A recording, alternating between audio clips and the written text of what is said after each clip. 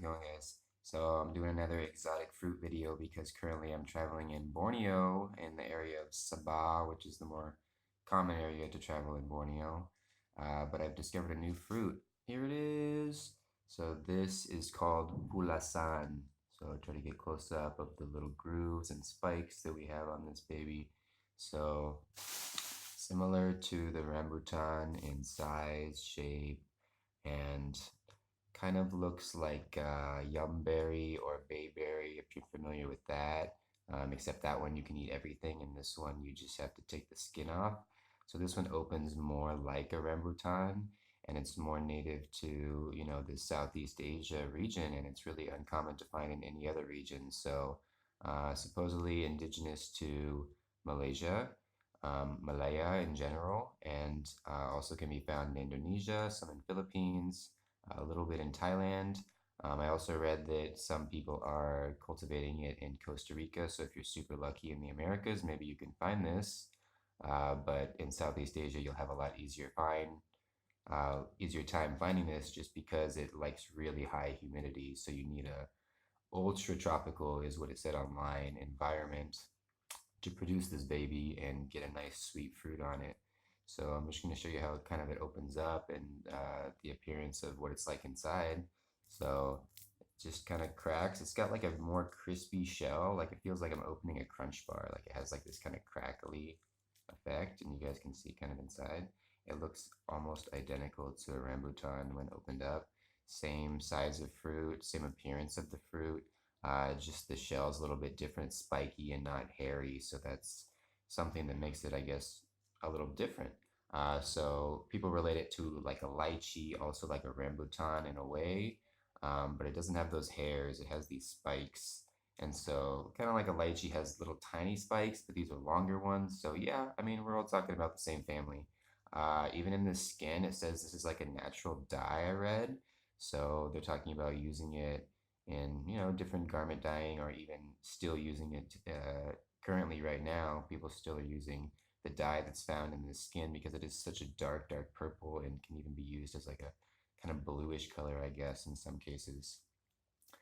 But yeah, the way that the skin comes apart is quite easy. It's more even easy to peel than a rambutan. Like the skin comes off, it's like a drier skin.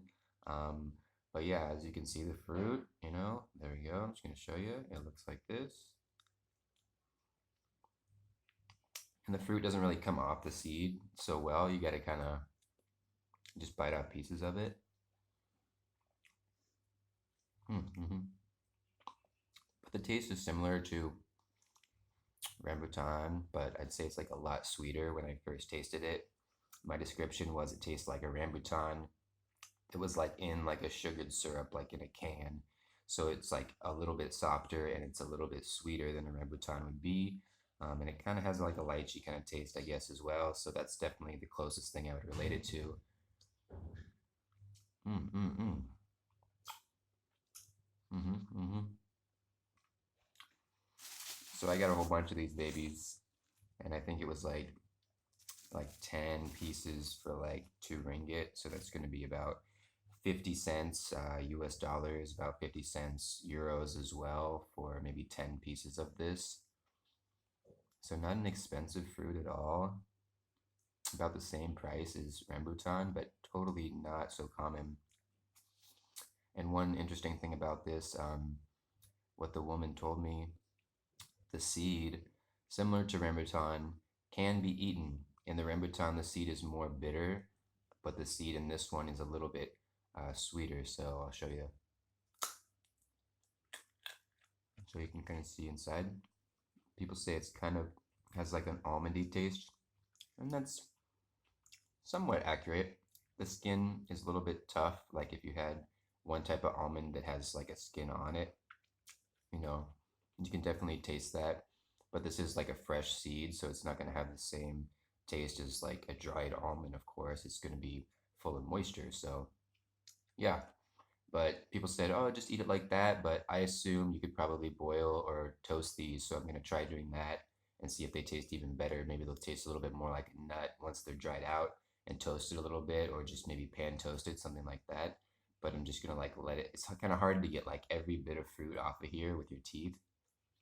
So I think just letting it dry out and then maybe just scrubbing it off or something and then giving it a bake will produce a really nice nut. And in my opinion, it's pretty awesome to find a fruit where you can eat every part of the fruit. Well, you can eat the skin, obviously, but well, maybe you can. I don't know. Maybe it won't kill you. But you can use the skin to make dyes. You can mash this up and make some pretty awesome tie-dye shirts. So maybe I'll even do that. But it's kind of cool to have a nut and a fruit in the same thing because that's not really so common in fruit families, I would say. So having both of those is pretty spectacular. So yeah, there you go, guys. Here it is again. This leaf is really chewed up, so it's not a good example, but yeah, here's the Pulasan. The tree grows about 15 to 20 meters tall, is what I read, and produces really well after a good dry season, and then the humidity hits hard, and then you get this nice, super sweet fruit that tastes like a oversweet rambutan, almost like honey coated rambutan, like really fine fruit. So if you can find this, go for it. Thanks for watching. Hope you like fruits. And if you do, give me a comment about, hey, I want to see more crazy fruits because they're interesting. I would like that because I also like crazy fruits. And here in Borneo, they got some of the craziest fruits in the whole world. So yeah, hooray for Pulasan, hooray for Buutan. Thanks for watching.